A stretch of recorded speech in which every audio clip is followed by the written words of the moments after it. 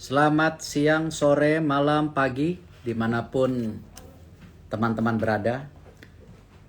Hari ini kita akan diskusi sepak bola dengan salah satu pemilik sepak bola yang menjadi kejutan akhir-akhir ini. Nah, tentu bersamaan juga saya yakin semua ada yang kerja di rumah, ada yang masih kerja di kantor.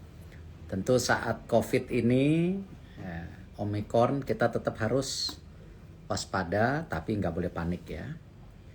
Protokol kesehatan harus tetap dijaga.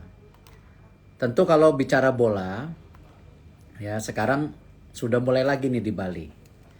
Dan banyak kejutan. Kenapa banyak kejutan?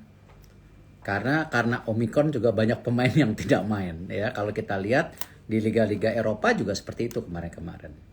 Dan mudah-mudahan ya bola kita tetap berjalan ya, dan jangan sampai berhenti karena ketidakdisiplinan. Akan kedatangan Prilly, mudah-mudahan Prilly udah masuk atau belum nih? Halo, Tuh. Pak. Halo. Sesama pemilik klub sepak bola luar biasa, tapi yang ini saya rasa pemilik klub bola perempuan di Indonesia kayaknya nggak ada loh, Pril. Iya ya, Pak. Aduh, saya masih banyak belajar, Pak. Makanya senang banget Bapak bisa meluangkan waktu sore ini berbincang sama saya. Jadi saya bisa sama-sama sharing sama Bapak. Kalau di Italia waktu itu sempat, waktu saya di Inter Milan, Berlusconi waktu itu ngasih anaknya. Sempat mengelola tapi di bagian marketing, Barbara. Pernah ke Oh, Bali juga Barbara waktu itu. Cuman hmm. nggak tahu, saya fotonya masih ada nggak. Jadi kok bisa terjun ke bola gimana, Pril? Sebenarnya ini udah melewati diskusi yang panjang. Apakah tertarik dengan salah satu pemain bola gitu yang internasional? Sebenarnya karena saya sendiri tuh saya suka nonton bola, Pak. Saya nggak Oh, bola seperti apa, tapi saya suka nonton bola. Kayak waktu itu saya nonton langsung di GBK Indonesia lawan Filipina, terus saya nonton Piala Dunia, nonton AFF 2020 juga kemarin, walaupun sedih juga karena kita belum bisa juara. Jadi diawali dari rasa suka saya nonton sepak bola, terus saya nonton, lama-kelamaan penasaran, terus juga karena saya tipe orang yang suka banget sama hal-hal yang baru, saya suka mengelola bisnis. Jadi saya mulai mempelajari bisnis di belakangnya seperti apa dan mulai pengen tahu bagaimana sih caranya mengelola klub sepak bola gitu. Terus terlebih lagi pas kemarin saya nonton AFF, saya sedih karena sepak bola kita belum bisa juara. Terus saya berpikir kalau misalnya ingin membenahi sepak bola di Indonesia, ingin mengimprove sepak bola di Indonesia, berarti yang harus dibenahi dulu kan adalah grassroots-nya, yaitu adalah klub-klub sepak bola. Karena klub-klub sepak bola ini yang akan melahirkan talenta-talenta yang luar biasa untuk timnas kita. Nah, itu sebenarnya yang mendasari keinginan saya ingin punya klub sepak bola, gitu, Pak. top.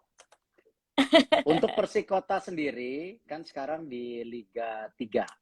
Ya, Nah, rencananya dalam waktu-waktu dekat apa? sedang mempersiapkan untuk Persikota ke Liga 2, Pak. Karena kan sekarang kita Hmm. juga tanding di Liga 3 Nasional dan alhamdulillah kemarin menang 4-0 melawan Persikas. Jadi senang sekali, dan untuk maju ke Liga 2 itu kan banyak sekali yang harus dipersiapkan ya, Pak. Dari segi prestasinya, dari segi bisnisnya. Nah, saya juga sekarang masih mempelajari bagaimana klub Persikota ini bisa sustainable, pastinya dengan menjalankan good corporate governance yang baik. Jadi dari secara prestasi dan bisnisnya seimbang, dari segi prestasinya seimbang dan bisnisnya juga bisa menghasilkan keuntungan untuk bagi para stakeholdernya. Jadi saya di sini masih sangat belajar, Pak. Makanya saya mengambil keputusan bergabung di Liga 3 karena saya ingin tahu prosesnya seperti apa. Bagaimana proses Liga 3 bisa naik Liga 2, Liga 2 ke Liga Hmm. 1 perlu Hmm. dilewati. Terus juga saya punya feeling yang besar untuk Persikota. Mungkin karena saya perempuan ya, Pak. Jadi saya masih Pakai perasaan. pakai perasaan. Jadi saya pakai feeling. Saya punya feeling yang kuat banget sama tim Persikota karena tim Persikota kan perjalanannya udah panjang dan dulu dia disebut bayi ajaib karena mencetak prestasi yang luar biasa untuk warga Tangerang.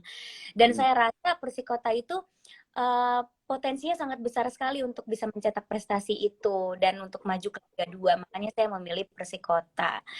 Saya juga boleh gak sih Pak tanya-tanya pengalaman Bapak bagaimana mengurus tim sepak bola? Karena kan Bapak udah mengurus tim sepak bola Inter Milan, Persib, Persija, Persis Solo, Oxford United juga. Gimana sih Pak pengalaman Bapak? Ya tentu tidak bisa yang ada di Eropa 100% diimplementasi di Indonesia. Dan juga kadang-kadang yang di Eropa sama Amerika agak berbeda. Jadi seperti ini. Kalau di Amerika itu memang kenapa industri olahraganya kuat? Mereka punya 3 hal yang sangat disiplin. Nomor 1 yang namanya total gaji pemain itu maksimal 55% dari pendapatan. Oke. Itu satu. Kalau nonton film Moneyball yang pernah baseball ya, Brad Pitt waktu itu salah satu filosofi mereka. Lalu kedua, pendapatannya pun kalau di Amerika itu nomor 1 televisi, baru yang namanya ada tiketing, lalu ada yang namanya merchandise. Ya, komersial ya Pak. Nah, kalau di Eropa itu bedanya pendapatannya TV, lalu sponsorship, ya, lalu tiketing, merchandise. Ya.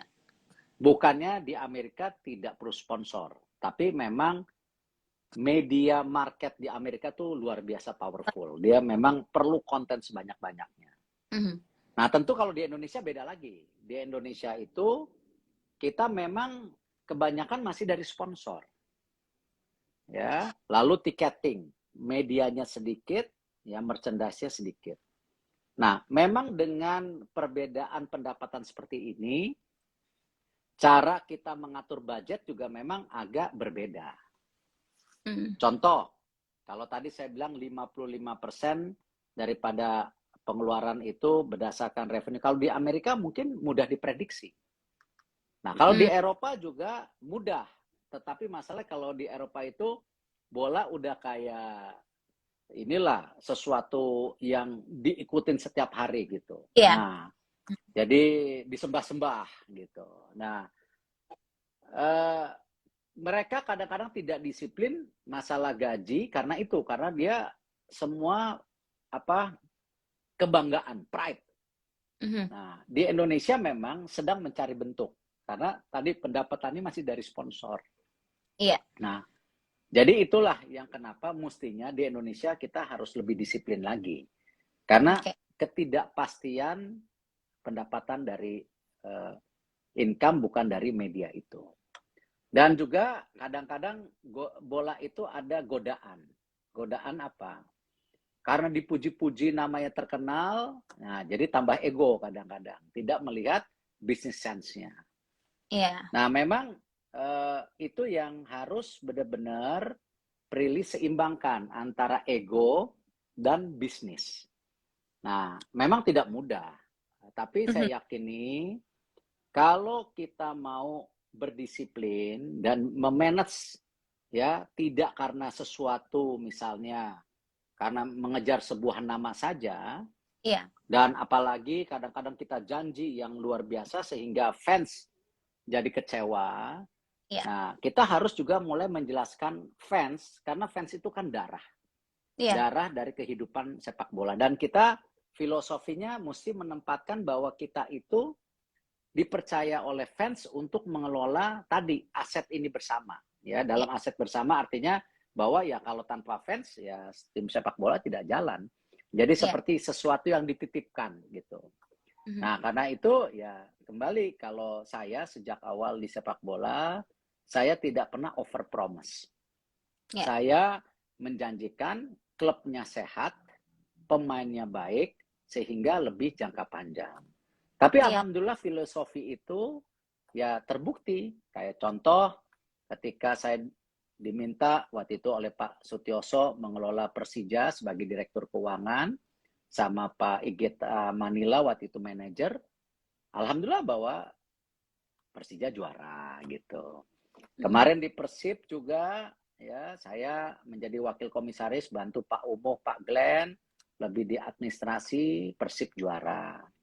Kemarin Persis Solo juga ya kebetulan anak saya sama Mas Kaisang mengelola, saya dari belakang ya juara. Jadi itu yang memang harus benar-benar ada tujuan, tapi kesehariannya sama kayak gas sama rem, kayak menangani COVID ini.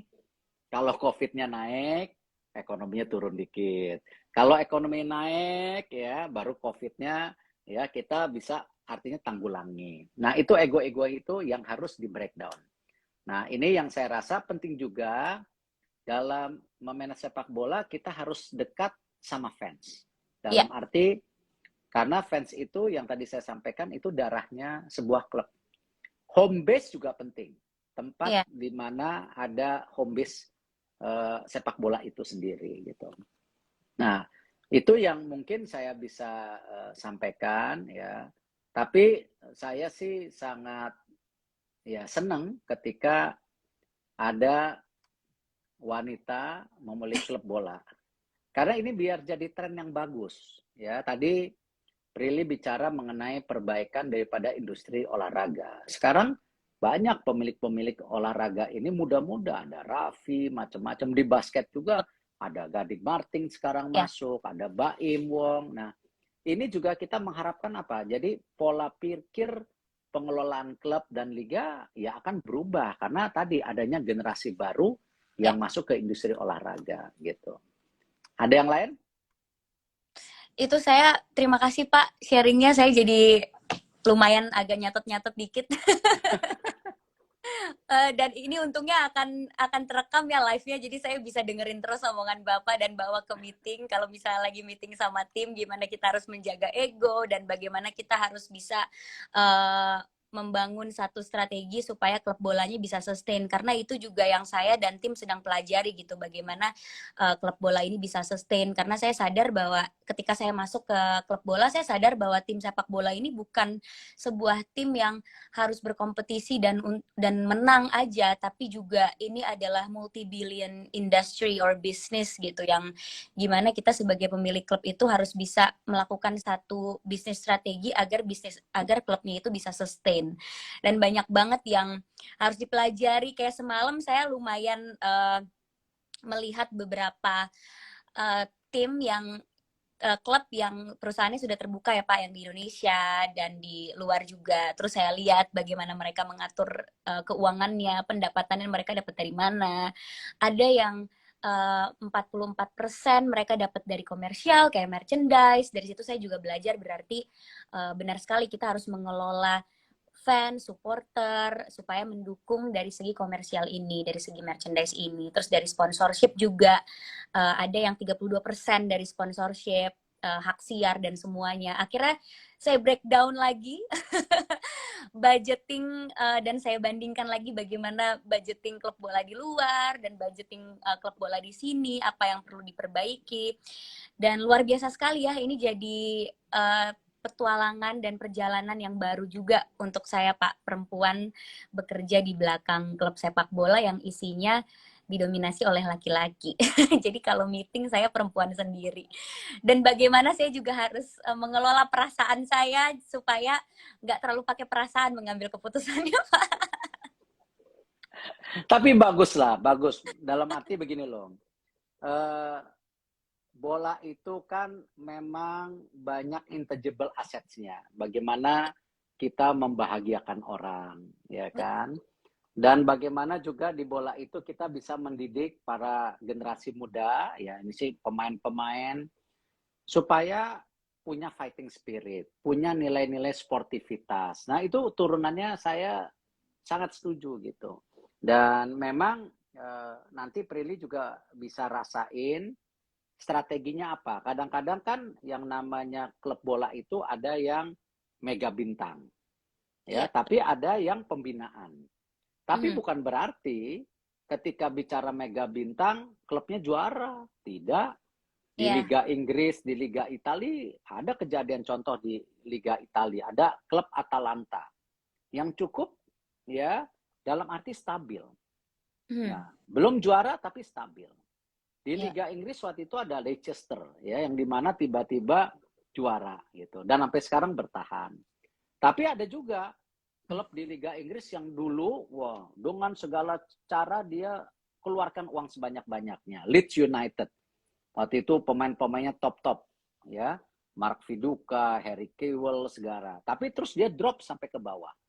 Nah, Mhm. sekarang udah naik lagi Leeds United. Nah, tinggal bagaimana kalau saya secara pribadi lebih baik mengelola klub yang stabil daripada naik turun terlalu cepat. Ya, Oke. saya punya Oxford United sekarang.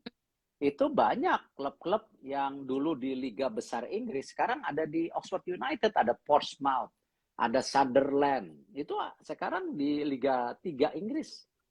Nah, ini ya kembali tadi, memang kalau saya lebih mementingkan stabilitas. Dan saya senang sekali ketika mengelola klub bola itu ada yang namanya pemain bintang dan pemain muda.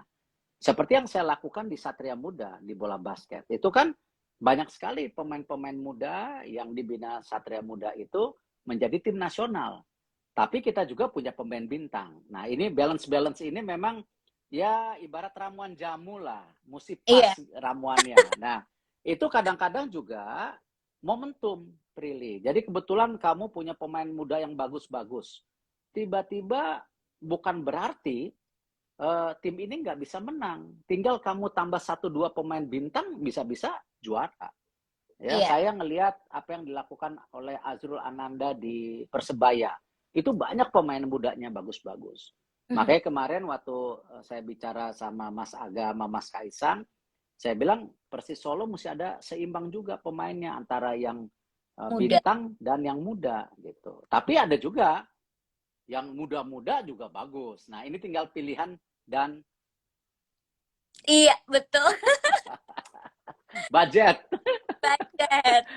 Masalah pemain itu kan nanti di Liga 2 ya Pak, saya bisa melakukan itu. Karena kalau di Liga 3 kan kita belum ada Ya. regulasi beli pemain gitu ya. Nanti kalau di Liga 2 pastinya saya juga akan melakukan diskusi yang panjang dengan coach. Karena kan coach sendiri yang tahu apa sih yang sebenarnya diperlukan oleh Persikota. Dan kalau saya melihatnya, saya sih sudah happy sekali dengan pemain-pemain Persikota sekarang gitu, karena saya juga lumayan sering ke lapangan karena lapangannya dekat sama rumah saya di Stadion Benteng.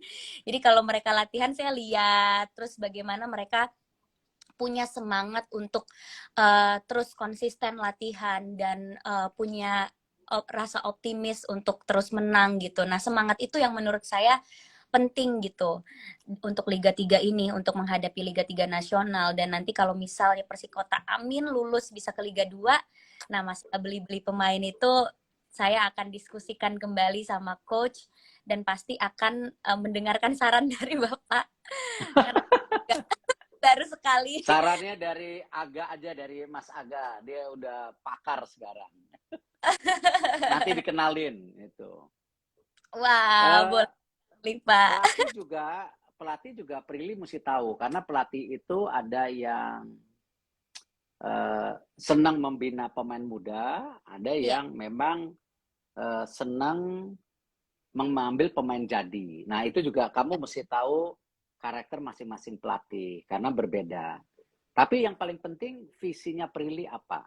Apakah tadi yang saya sampaikan?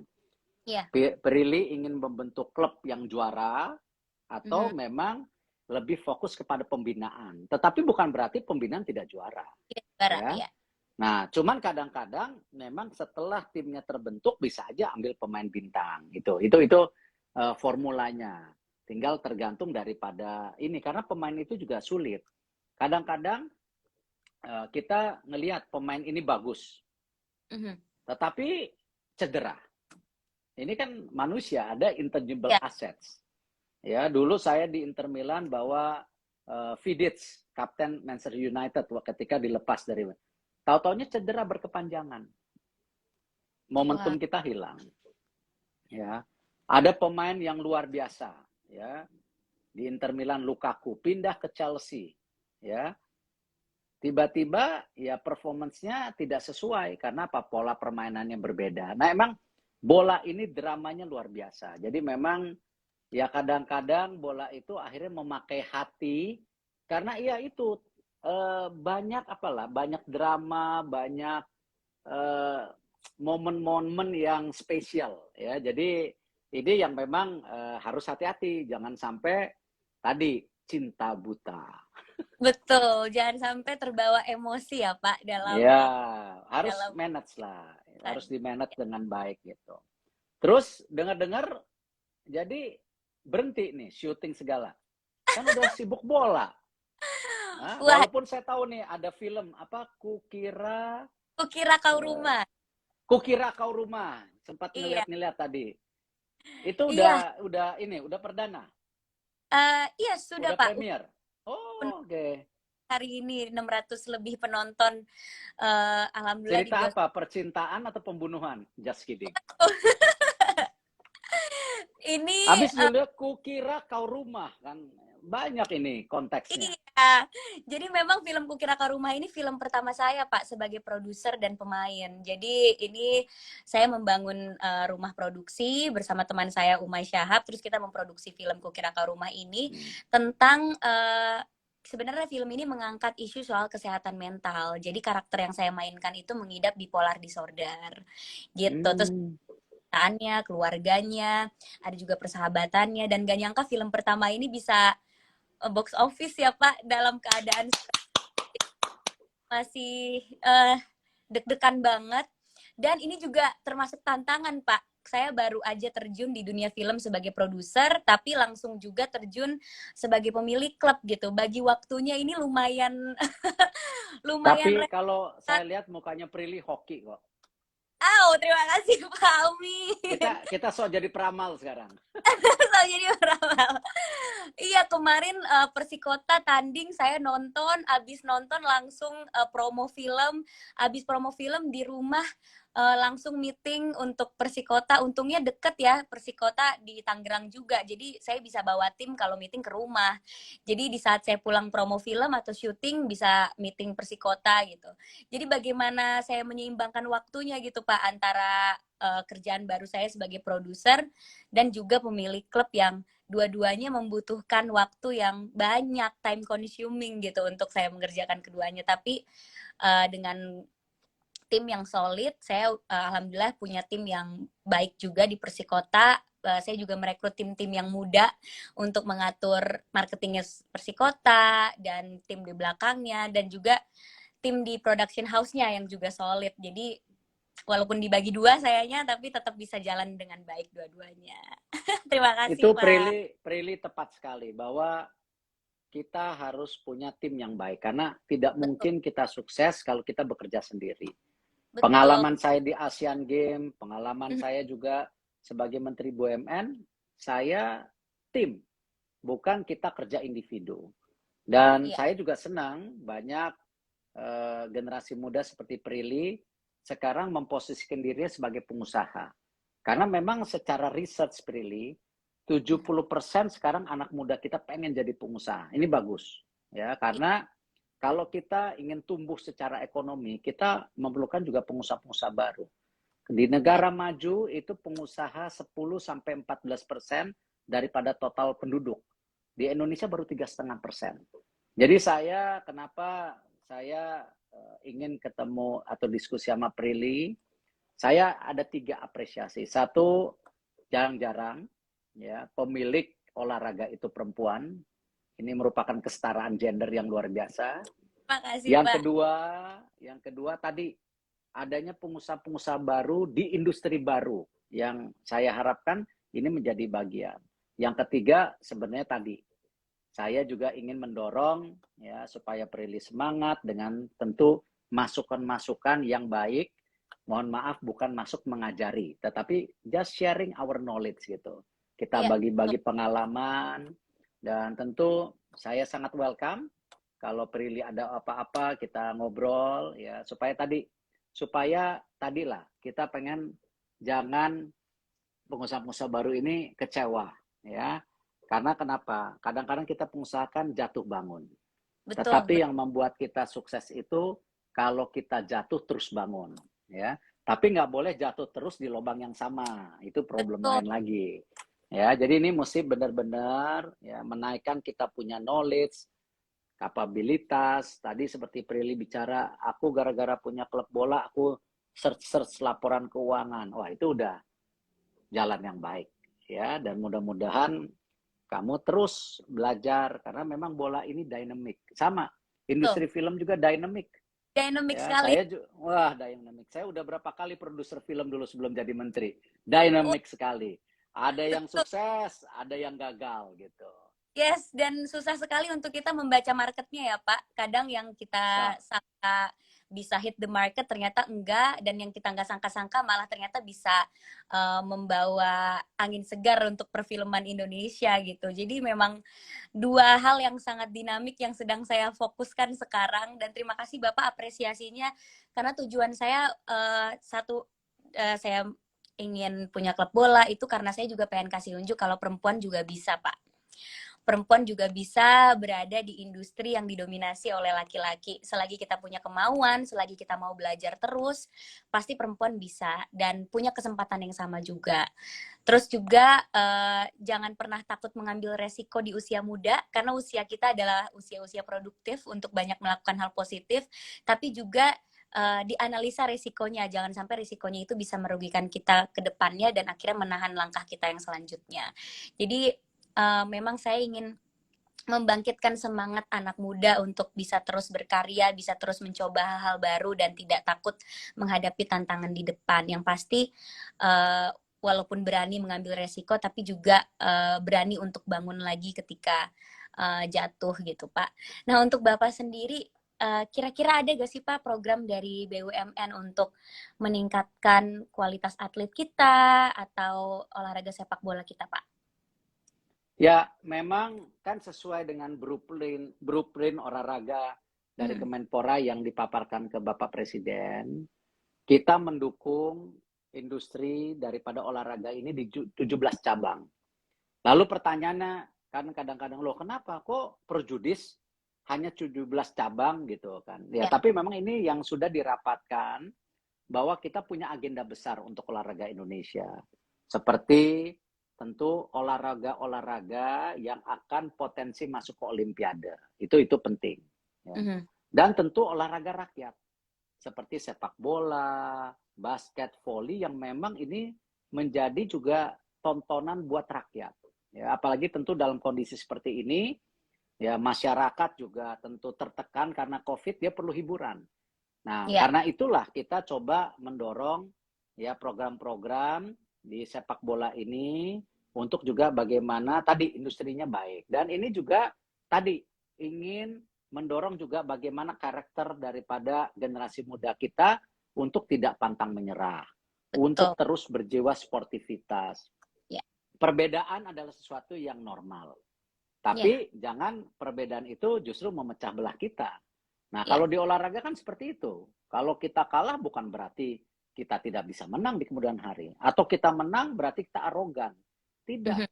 Nah, inilah kenapa kami di BUMN juga, dan kebetulan saya orang olahraga banget, ya. Iya, Jadi saya sangat senang ketika ada blueprint olahraga nasional oleh Pak Menpora, ya, dan saya bersepakat Pak Menpora, Pak Presiden juga memberi arahan, ya memang kita mendorong hal ini. Jadi kemarin kan Liga Sepak Bola disponsorin oleh BRI, ya. iya, iya. Yang Liga 2 dan 3-nya saya lupa. Liga bola basket itu ada Mandiri kalau tidak salah. Mhm. Lalu BNI juga sponsori bulu tangkis. Ya, tapi tentu kembali kita juga nggak boleh berfoya-foya. Karena kenapa? Penting sekali BUMN ini untung. Kenapa? Untung supaya bisa keuntungnya dibalikan kepada negara untuk program-program yang pro rakyat. Iya, Seperti tadi sembako, dulu listrik 450 watt gratis, kita lakukan. Karena itu benar-benar kita jaga keuangan iya. BUMN. Yang tahun 2020 itu keuntungannya cuma 13 triliun, sekarang 2021 kemarin untungnya 61 triliun. Tapi Wah, bukan luar buat saya. Bukan buat iya, saya, tapi buat buat negara. rakyat. Supaya negara bisa juga tadi kan COVID ini juga pemasukan negara terbatas, kan tidak Iya, bisa hanya berdasarkan pajak gitu. Ya sama seperti sepak bola juga tadi kan pemasukannya ada TV, ada iya. merchandise, ada sponsor, tiketing dan lain-lain gitu. Prilly, thank you. Nanti Sama-sama, Pak. kapan-kapan kita ngobrol lagi ya. Saya Sangat-sangat kenalin juga sama Aga supaya diskusi. Siapa baik. tahu bisa sharing knowledge dan Amin. mudah-mudahan tadi kalau ada apa-apa jangan patah semangat, tapi jangan terus jatuh ke titik yang sama ya. Harus belajar dari kejatuhan itu. Terima kasih Bapak apresiasinya dan waktunya untuk saya bisa berdiskusi hari ini. Semoga bisa berdiskusi lagi ya Pak. Masih banyak yang ingin saya tanyakan ke Bapak mengenai klub Nanti sepak. lain kali Prilly undang saya. Kita bicara yang lainnya juga ya. Oke, siap Bapak. Siapa tahu kita bisa bikin film bareng juga. Oke. Terima kasih ya Terima Pak untuk kasih ya. Terima kasih ya. selamat kembali bekerja Pak. Terima kasih.